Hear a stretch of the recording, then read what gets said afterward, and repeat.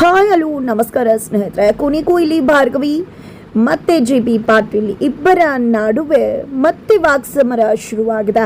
ಹಾಗಿದ್ರೆ ಏನಾಯ್ತು, ಏನು ಕತೆ, ಇದು ಎಲ್ಲವನ್ನ ಕೂಡ ತಿಳ್ಕೊಬೇಕು ಅಂದರೆ ಈಗಲೇ ನಮ್ಮ ಈ ಚಾನಲ್ನ ಸಬ್ಸ್ಕ್ರೈಬ್ ಮಾಡಿ, ಹಾಗೆ ಒಂದು ವಿಡಿಯೋವನ್ನು ಪೂರ್ತಿಯಾಗಿ ನೋಡೋದನ್ನು ಯಾವುದೇ ಕಾರಣಕ್ಕೂ ಕೂಡ ಮರಿಬೇಡಿ.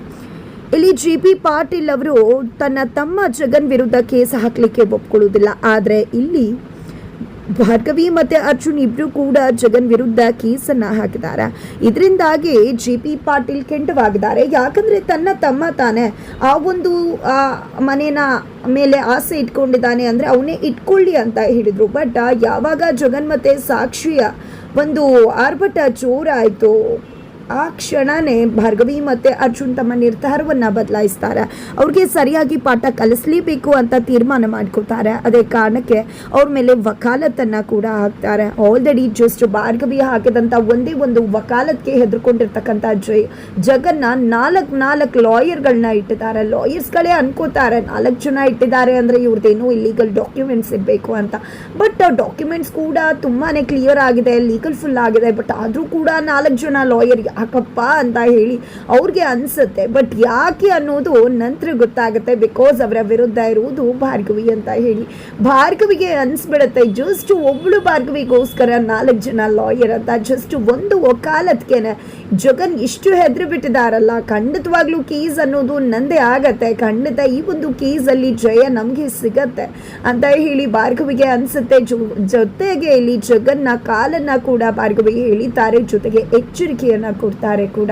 ಇಲ್ಲಿ ಭಾರ್ಗವಿ ಒಬ್ಳಿಗೋಸ್ಕರ 4 ಜನ ಲಾಯರ್ಸ್ಗಳನ್ನ ಇಟ್ಟಿದ್ರ, ಜೊತೆಗೆ ಒಬ್ಬ ದೇವರು ಖಂಡಿತವಾಗ್ಲೂ ನನ್ನ ಮಾವ JP ಪರ ಇದ್ದಾರೆ. ಬಿಕಾಸ್ ಸತ್ಯ ನ್ಯಾಯ ಅವರ ಪರವಾಗಿ ಇದೆ. ಹಾಗಾಗಿ ಸತ್ಯ ನ್ಯಾಯ ಒಂದಿದ್ರೆ ಸಾಕು, ಜಗತ್ತನ್ನೇ ಗೆಲ್ಬಹುದು ನಾವು ಅಂತ ಹೇಳಿ ಭಾರ್ಗವಿ ಜಗನ್ನ ಎಚ್ಚರಿಸ್ತಾಳೆ. ಮತ್ತೆ ಹೇಳ್ತಿದ್ದಾಳೆ, ಖಂಡಿತವಾಗ್ಲೂ ಸೋತು ನನ್ನ ಮಾವನ ಮುಂದೆ ಮಂಡಿಯೂರಿ ಕ್ಷಮೆ ಕೇಳುವ ದಿನ ಬಂದೇ ಬರುತ್ತೆ. ಖಂಡಿತವಾಗ್ಲೂ ನೀವು ಅನ್ಕೊಂಡಿದ್ದು ಏನೂ ಕೂಡ ನಡೆಯುವುದಿಲ್ಲ. ಈ ಬಾರಿ ಜಸ್ಟ್ ನೀವು ಈ ಭಾರ್ಗವಿಯನ್ನ ಮಾತ್ರ ಎದುರಿಸ್ತಾ ಇಲ್ಲ, ತಂದೆಗೆ ಮೋಸ ಆದಂತಹ ಒಂದು ವಿಷಯವನ್ನು ಸಹಿಸ್ಕೊಳ್ಳೋಕೆ ಸಾಧ್ಯ ಆಗದೆ ಮೌನವನ್ನು ತಾಳಿರ್ತಕ್ಕಂಥ ಅರ್ಜುನನ್ನು ಕೂಡ ನೀವು ಎದುರಿಸ್ಬೇಕಾಗತ್ತೆ. ಅರ್ಜುನ್ ತಾಳ್ಮೆ ಎಷ್ಟಿದೆಯೋ ಅರ್ಜುನ್ ಕೋಪನೂ ಅಷ್ಟೇ ಇದೆ ಅನ್ನೋದು ನೀವೇ ಎತ್ತಿ ಆಡಿಸಿದಾರ. ಹಾಗಾಗಿ ನಿಮಗೂ ಕೂಡ ಗೊತ್ತಿರುತ್ತೆ. ಇಲ್ಲಿ ತನ್ನ ತಂದೆಯನ್ನು ಪ್ರಾಣಕ್ಕಿಂತ ಹೆಚ್ಚಾಗಿ ಪ್ರೀತಿಸ್ತಕ್ಕಂಥ ಅರ್ಜುನ್ ತನ್ನ ತಂದೆಗೆ ಮೋಸ ಆದರೆ ಖಂಡಿತವಾಗ್ಲೂ ಅದನ್ನು ನೋಡಿಕೊಂಡು ಸುಮ್ಮನಿರುವುದಿಲ್ಲ. ಅವರು ಹೇಗೆ ಅಬ್ಬರಿಸ್ತಾರೆ ಅನ್ನೋದು ಇನ್ನು ಮುಂದೆ ಗೊತ್ತಾಗತ್ತೆ. ಭಾರ್ಗವಿ ಅರ್ಜುನ್ ಇಬ್ಬರನ್ನ ನೀವು ಎದುರಿಸ್ಬೇಕು ಆಗುತ್ತೆ ಅಂತ ಹೇಳಿ ಹೇಳ್ತಾರೆ. ಇಲ್ಲಿನೂ ಭಾರ್ಗವಿ ಅರ್ಜುನ್ ಜಗನ್ಗೆ ಹೇಳ್ಬಿಟ್ರು, ನಿಮ್ಮ ಒಂದು ಕತೆ ಮುಗೀತು, ನೀವು ಸೋಲ್ತೀರಾ, ಮನೆ ನಮ್ದಾಗತ್ತೆ, ಯಾವತ್ತಿದ್ರೂ ಅದು JP ಮನೆನೇ ಅಂತ ಹೇಳಿ. ಬಟ್ ಅದಕ್ಕೆ ಒಪ್ಕೋಬೇಕಾಗಿರೋದು JP ಪಾಟೀಲ್. ಆದರೆ JP ಪಾಟೀಲ್ ಒಪ್ಪಿಗೆ ಅದಕ್ಕೆ ಸಿಗ್ತಾ ಇಲ್ಲ. ಭಾರ್ಗವಿ ಮತ್ತು ಅರ್ಜುನ್ರನ್ನ ತರಾಟೆಗೆ ತಗೋತಾರೆ JP. ಯಾರು ಹೇಳಿದ್ದು ನಿಮ್ಮನ್ನ ಕೇಸ್ ಹಾಕ್ಲಿಕ್ಕೆ? ನನಗೆ ಕೇಸ್ ಹಾಕುವ ಅವಶ್ಯಕತೆನೇ ಇಲ್ಲ, ನನಗದು ಬೇಕೇ ಆಗಿಲ್ಲ. ಯಾಕೆ ಬೇಕು? ಈ ಮನೇಲಿ ನಾವು ನೆಮ್ಮದಿ ಆಗಿದ್ದೇವೆ. ಖಂಡಿತ ನಾನು ಮನೇಲಿ ನೆಮ್ಮದಿ ಇರಲಿಲ್ಲ. ಈ ಮನೆಯಲ್ಲಿ ಮನಸ್ಸುಗಳು ಎಲ್ಲವೂ ಕೂಡ ಒಂದಷ್ಟು ಸಮಯ ಹಾಳಾಗಿದೆ. ಖಂಡಿತ ಅದು ಎಲ್ಲವನ್ನ ಕೂಡ ಸರಿಪಡಿಸ್ಬೇಕಾಗಿದೆ. ಇದೆಲ್ಲ ಸರಿಪಡಿಸ್ಬೇಕು ಅಂದರೆ ಖಂಡಿತ ಈ ಮನೆಗೆ ಒಂದು ಮಗು ಬರಬೇಕಾಗತ್ತೆ, ಅದೆಲ್ಲ ಸರಿ ಹೋಗುತ್ತೆ. ಈಗ ಏನಾದರೂ ನಾವು ಆ ಮನೆಗೆ ಹೋದರೆ ಇರೋ ಒಗ್ಗಟ್ಟು ಹಾಳಾಗತ್ತೆ, ಸ್ವಾರ್ಥಿಗಳಾಗ್ಬೋದು, ಆ ಭಯ ನನಗಿದೆ. ಹಾಗಾಗಿ ಒಂದಷ್ಟು ಸಮಸ್ಯೆಗಳು ಬಗೆಹರಿಬೇಕು ಅಂದರೆ ಮತ್ತೆ ಎಲ್ಲವೂ ಸರಿ ಹೋಗಬೇಕು ಅಂದರೆ ಮಗುವಿನ ಅವಶ್ಯಕತೆ ಇದೆ. ನನಗೆ ಮೊಮ್ಮಗು ಬೇಕು, ಆ ನಂತರ ಬೇಕಾದರೆ ಕೇಸಿನ ಬಗ್ಗೆ ಯೋಚನೆ ಮಾಡೋಣ ಅಂತ JP ಹೇಳ್ತಾರೆ. ಇಷ್ಟು ಸಮಯ ತನ್ನ ತಮ್ಮನಿಗೆ ಬಿಟ್ಕೊಡ್ತೀನಿ ಅಂತ ಹೇಳಿದ JP ಮೊಮ್ಮಗು ವಿಷಯ ಬಂದಾಗ ತನ್ನ ಮೊಮ್ಮಗುಗೋಸ್ಕರ ಆಸ್ತಿಯನ್ನು ಪಡ್ಕೋತೀನಿ, ಆ ಮೊಮ್ಮಗಿಗೆ ಬರೀತೀನಿ ಅಂತ ಹೇಳಿ ಹೇಳ್ತಿದ್ದಾರೆ. ಈ ವಿಷಯ ಮೊದಲೇ ಗೊತ್ತಿದೆ ಬೃಂದಾಗೆ. ಹಾಗಾಗಿ ಭಾರ್ಗವಿಗೂ ಮುನ್ನಾನೇ ತಾನೇ ಮಗು ಮಾಡ್ಕೋಬೇಕು, ಈ ಮನೆಗೆ ವಾರಸ್ದಾರನ ತೊಗೊಂಬರ್ಬೇಕು, ಆಸ್ತಿ ಅವನ ಪಾಲಾಗತ್ತೆ, ಮಹಾರಾಣಿ ನಾನು ಆಗ್ತೀನಿ, ನಾನು ಕಳ್ಕೊಂಡಿರೋದನ್ನು ಮತ್ತೆ ವಾಪಸ್ ಪಡ್ಕೋತೀನಿ, ಮತ್ತೆ ನನಗೆ ಬೆಲೆ ಬರುತ್ತೆ, ಮತ್ತೆ ಈ ಮನೆ ನಂದಾಗತ್ತೆ ಅಂತ ಕನಸು ಕಾಣ್ತಾ ಮಗು ಮಾಡ್ಕೊಳ್ಳೋ ಹೆಜ್ಜೆಯನ್ನು ಇಟ್ಬಿಟ್ಟಿದ್ದಾರೆ ಬೃಂದ. ಆದರೆ ಈ ಒಂದು ವಿಷಯ ಚರಣ್ ಅರ್ಜುನ್ ಭಾರ್ಗವಿಗೆ ಗೊತ್ತಾಗಿದೆ. ಎಲ್ಲರೂ ಕೂಡ ಅದಕ್ಕೆ ಅಪೋಸ್ ಮಾಡ್ತಾರೆ. ಏನು ಮಾತಾಡ್ತಿದ್ರ, ಕೀಸ್ ಬೇಕು, ಕೀಸ್ ಹಾಕಬೇಕು, ನಾವು ಮೊದಲು ಮನೆ ತಗೋಬೇಕು, ಅವರ ಅಹಂಕಾರಕ್ಕೆ ಪೆಟ್ಟು ಕೊಡಬೇಕು ಅಂತ. ಬಟ್ JPದು ಒಂದೇ ತೀರ್ಮಾನ, ನನಗೆ ಮೊಮ್ಮಗು ಬೇಕು, ಮೊಮ್ಮಗು ಕೊಟ್ಟ ನಂತರ ಅಷ್ಟೇ, ಆ ತೀರ್ಮಾನವನ್ನು ಮಾಡಿದ ನಂತರವಷ್ಟೇ ಈ ಆಸ್ತಿಯನ್ನು ಪಡ್ಕೊಳ್ಳೋದು ಬೇಡವು ಅಂತ ಹೇಳಿ ನಾನು ತೀರ್ಮಾನ ಮಾಡೋದು ಅಂತ ಹೇಳಿ ಕಡ್ಡಿ ತುಂಡಾದಾಗಲೇ ಹೇಳಿಬಿಟ್ಟಿದ್ದಾರೆ.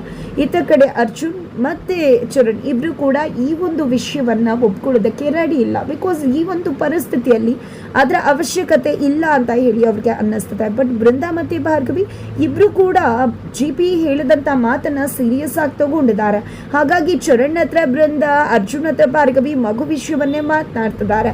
ಇತ್ತ ಕಡೆ ಚರಣ್ಗಂತೂ ಬೃಂದಾ ಡಯಟ್ ಫುಡ್ಡನ್ನೇ ಕೊಡ್ತಿದ್ದಾರೆ, ತಮ್ಮ ಮಗು ಆರೋಗ್ಯವಾಗಿ ಹುಟ್ಟಬೇಕು ಅಂತ ಹೇಳಿ. ಬಟ್ ಇಲ್ಲಿ ಚರಣ್ ಅದಕ್ಕೆ ಒಪ್ಕೋತಾ ಇಲ್ಲ, ಬಟ್ ಬೃಂದಾ ಅದಕ್ಕೆ ಬಿಡ್ತಾ ಇಲ್ಲ. ಈ ಒಂದು ಮಗು ಮಾಡ್ಕೊಳ್ಳೋ ರೇಸಲ್ಲಿ ನಾನೇ ಮುಂದೆ ಇರಬೇಕು, ಆ ಕಪ್ ನನಗೆ ಸಿಗಬೇಕು ಅಂತ ಅಲ್ಲೂ ಕೂಡ ಮಗು ಮಾಡ್ಕೊಳ್ಳೋದು ಕೂಡ ರೇಸ್ ಅನ್ನೋ ಹಾಗೆ ಟ್ರೀಟ್ ಮಾಡ್ತಿದ್ದಾಳೆ. ಮೊಮ್ಮಗುನ ಕೊಡಬೇಕು ಈ ಮನೆಗೆ ಅಂತ ಹೇಳಿ ಮಾತನಾಡ್ತಿದ್ದಾರೆ. ಇತ್ತ ಕಡೆ ಭಾರ್ಗವಿ ಕೂಡ ಅರ್ಜುನ್ ಹತ್ರ ಮಗು ವಿಷಯವನ್ನ ಮಾತಾಡಿದಾಗ ಅರ್ಜುನ್ ಕಡ್ಡಿ ತುಂಡಾದಾಗೆ ಹೇಳಿಬಿಡ್ತಾರೆ, ಎಲ್ಲ ಯಾವುದೇ ಕಾರಣಕ್ಕೂ ಸಾಧ್ಯ ಇಲ್ಲ, ಮಗು ನಮ್ಗೆ ಅವಶ್ಯಕತೆ ಇಲ್ಲ, ಈಗ ಈ ಒಂದು ಪರಿಸ್ಥಿತಿಯಲ್ಲಿ ಮಗು ಬೇಡ, ಪರಿಸ್ಥಿತಿ ಎಲ್ಲ ಸರಿ ಇರಬೇಕು ಅಂತ ಟೈಮಲ್ಲಿ ಮಗು ಮಾಡ್ಕೋಬೇಕು, ಇಂಥ ವಾತಾವರಣದಲ್ಲಿ ಮಗು ಬೆಳೆಸೋದು ನನಗೆ ಸಮಂಜಸವಲ್ಲ ಅನಿಸುತ್ತೆ.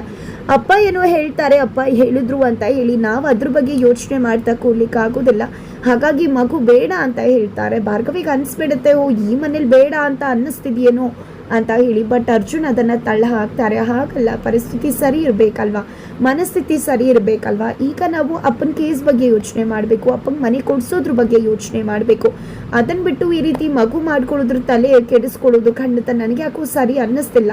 ಖಂಡಿತ ಈ ವಿಷಯವನ್ನು ನೀವಿಲ್ಲೇ ಬಿಟ್ಟುಬಿಡಿ, ಅದಕ್ಕೆ ಬದಲಾಗಿ ಮಾವನ್ನ ಹೇಗೆ ಒಪ್ಸೋದು, ಇಟ್ ಮೀನ್ಸ್ ನಮ್ಮ ಅಪ್ಪನ್ನ ಹೇಗೆ ಒಪ್ಸೋದು ಅನ್ನೋದ್ರ ಬಗ್ಗೆ ಯೋಚನೆ ಮಾಡಿ ಅಂತ ಹೇಳಿ ಭಾರ್ಗವಿ ಬಳಿ ಅರ್ಜುನ್ ಮಾತನಾಡ್ತಾರೆ.